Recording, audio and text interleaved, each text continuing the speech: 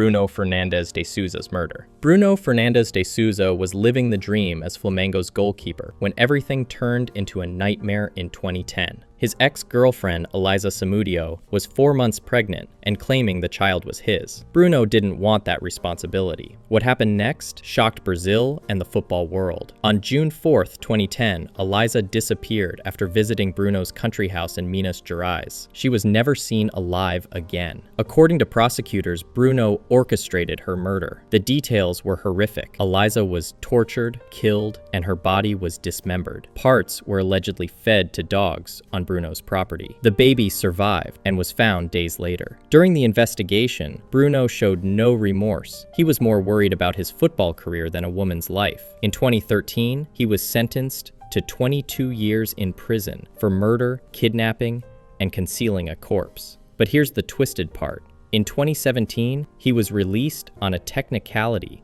and immediately signed with a second division team. Fans protested, but Bruno didn't care. He wanted to play football like nothing happened. The man who ordered a woman's murder and fed her to dogs was back on the pitch, scoring goals and celebrating. Brazilian football had hit rock bottom when they let a convicted murderer return to the beautiful game. Andrés Escobar's murder. Andrés Escobar was supposed to be Colombia's hero at the 1994 World Cup. Instead, his mistake cost him everything, including his life. Colombia came into USA 94 as one of the favorites after destroying Argentina 5-0 in qualifying. They had Carlos Valderrama pulling strings and a team full of talent. But everything went wrong against the hosts. In the 22nd minute, Escobar deflected a cross into his own net, giving the US a 1-0 lead. Colombia never recovered and lost 2-1. They were knocked out in the group stage,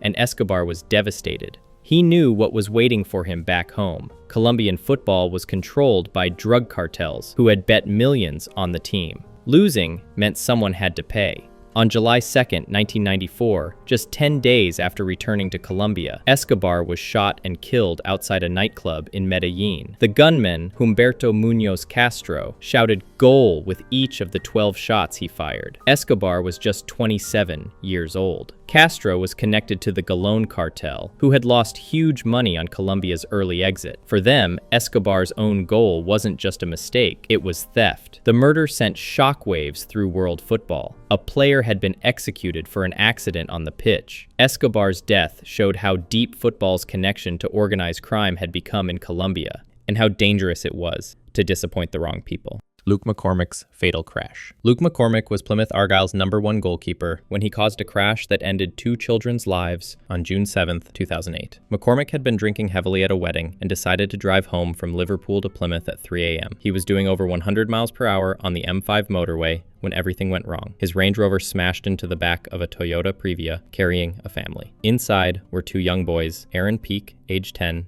and Ben Peak, aged 8, along with their parents. Both children died instantly. Their parents, Phil and Amanda Peak, survived with serious injuries, but lost everything that mattered. McCormick's blood alcohol was over twice the legal limit, and he'd been taking cocaine too. At the scene, he kept asking about his car, not the family he'd just destroyed. During the trial, the Peak family had to listen to details about how their sons died, while McCormick showed little emotion. Phil Peak told the court that McCormick had stolen their future and left them with nothing but grief. In October 2008, McCormick was sentenced to 7 years and 4 months in prison. He served 4 years and was released in 2012. By 2016, he was back playing professional football for Truro City like nothing had happened. 2 children were dead, and he got to restart his career. The Peak family will never recover from what McCormick did to them on that night in 2008. Mason Greenwood's downfall. Mason Greenwood was Manchester United's golden boy, academy graduate, local lad, and one of the most promising talents in English football. He'd scored 35 goals in 129 appearances and looked destined for England's first team. Then, January 30th, 2022 arrived, and everything collapsed. His girlfriend, Harriet Robson, posted audio recordings and images on Instagram that painted a horrific picture. The audio appeared to capture Greenwood forcing himself on her, despite her saying no. The images showed bruises and injuries on her body that she claimed came from him. Within hours, the post went viral, and United suspended Greenwood immediately. Police arrested him on suspicion of serious assault and controlling behavior. The case dragged on for over a year, with Greenwood on bail and his career in limbo. United kept paying his £75,000 weekly wages while fans demanded answers. In February 2023, prosecutors dropped all charges, citing new evidence and the victim no longer cooperating. But the damage was done. United conducted their own investigation and concluded Greenwood had to go. In September 2023, they loaned him to Getafe, after backlash from fans, staff, and sponsors. Greenwood's England career was over at 21. His United future was finished. The audio and images remained online as a permanent reminder of what allegedly happened behind closed doors. A player once worth £100 million became toxic overnight when the truth came out.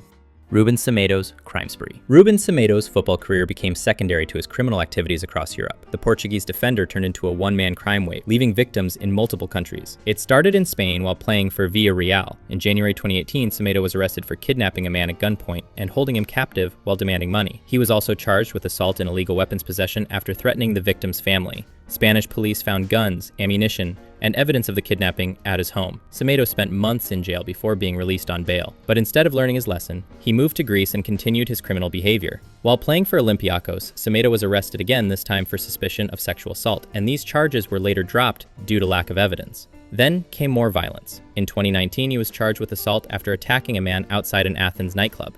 The pattern was clear. Wherever Semedo played, people got hurt. His teammates and coaches knew about his legal troubles, but clubs kept signing him because he could defend. Porto gave him a chance despite his record, then later regretted it when more charges emerged. Semedo's case showed how football clubs ignored red flags when talent was involved. They cared more about his defending ability than the safety of people around him. By 2023, he was serving time in Greek prison, while his football career crumbled around him. Quincy Promes' family violence. Quincy Promes seemed to have it all. Ajax star, Netherlands international, and one of the Eredivisie's most dangerous attackers. But his personal life was spiraling toward violence. At a family birthday party in July 2020, things went from celebration to chaos. Promes got into an argument with his cousin over something trivial that quickly escalated. According to witnesses, Promes grabbed a knife and stabbed his cousin in the knee, causing serious injury. The victim was rushed to hospital, while Promes claimed it was self-defense. Police investigated for months while Promes continued playing for Ajax like nothing had happened. He scored goals, celebrated with fans,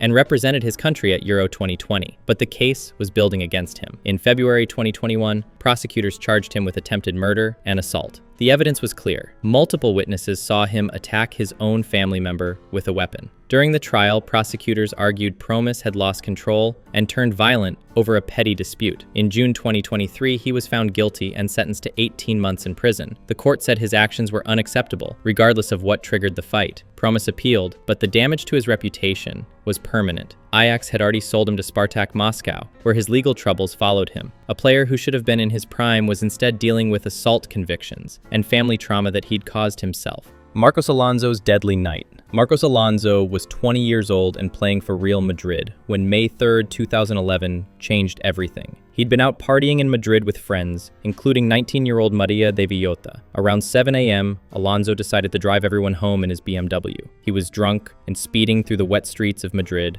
when he lost control. The car flipped and crashed into a wall. Maria was thrown from the vehicle and died at the scene. Alonso walked away with minor injuries. Police found his blood alcohol level was 0.93 milligrams per liter, well above Spain's legal limit of 0.5. He was charged with homicide and driving under the influence. But Alonso had money and lawyers. In 2016, 5 years after killing Maria, he struck a deal with prosecutors. He paid 500,000 euros to Maria's family and received a suspended 21-month prison sentence. No jail time for ending someone's life. The case was settled quietly, and Alonso's career continued like nothing happened. He moved to Bolton, then Chelsea paid £23 million for him in 2017. Today he plays for Barcelona, earning millions, while Maria's family deals with her loss every day. Commentators praise his attacking runs and defensive work, but rarely mention that night in Madrid. Alonso became one of the world's best left-backs, while carrying the weight of a young woman's death. Football moved on, even when justice didn't.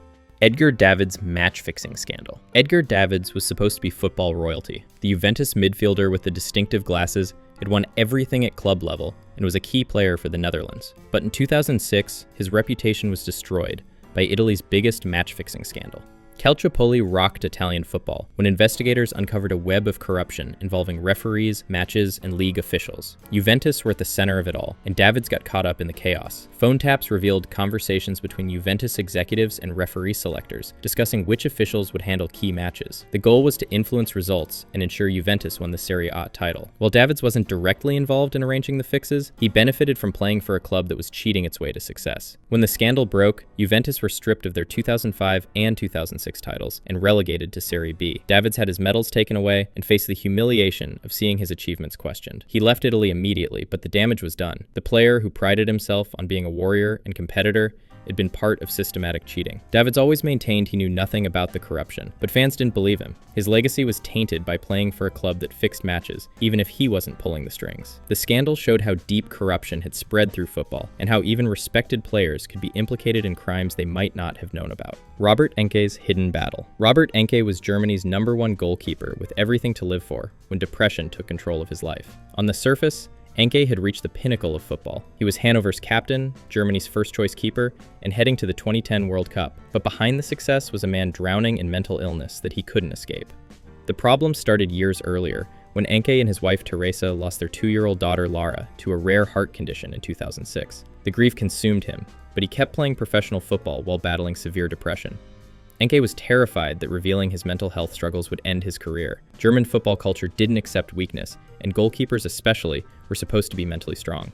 So he suffered in silence, taking medication and seeing therapists while pretending everything was fine. On November 10, 2009, Enke couldn't fight anymore. He drove to a railway crossing near Hanover, positioned his car on the tracks, and waited for the train. The impact killed him instantly. He was just 32 years old. Enke left behind a suicide note explaining his decision and apologizing to his family. His death shocked Germany and revealed how little football understood about mental health. Here was a man at the peak of his profession who felt he couldn't ask for help because it might cost him his career. Enke's suicide forced German football to confront its attitude toward mental illness. But it was too late for the goalkeeper, who died feeling he had nowhere to turn. Emiliano Sala's final flight. Emiliano Sala was supposed to be starting a new chapter at Cardiff City when everything went wrong over the English Channel. On January 21st, 2019, Sala was flying from Nantes to Cardiff to complete his £15 million transfer when his plane disappeared. The single-engine Piper Malibu crashed into the sea, killing Sala and pilot David Ibbotson. What followed was a story of negligence, greed, and shortcuts that cost 2 lives. The plane was arranged by football agent Willie McKay, who wanted to help Sala travel between his old and new clubs. But McKay cut corners to save money. He hired David Henderson to organize the flight, even though Henderson's license had expired. Henderson then hired Ibbotson, who wasn't qualified to fly commercially or at night. The plane itself wasn't licensed for commercial flights. On the night of the crash, Ibbotson was flying in darkness over water, something he wasn't trained for. Radio contact was lost, and the plane vanished. Sala's body was eventually found, but Ibbotson was never recovered. During the investigation, it emerged that everyone involved knew the flight was illegal. McKay, Henderson, and Cardiff City all ignored regulations to get Sala from France to Wales quickly. Henderson was later jailed for 18 months for endangering an aircraft, but Sala was still dead. Because people prioritized convenience over safety, a promising striker died because football's transfer system allowed dangerous shortcuts that put profits over people's lives. If you enjoyed this, I'm going to be posting here weekly, so make sure to subscribe. Thanks for watching.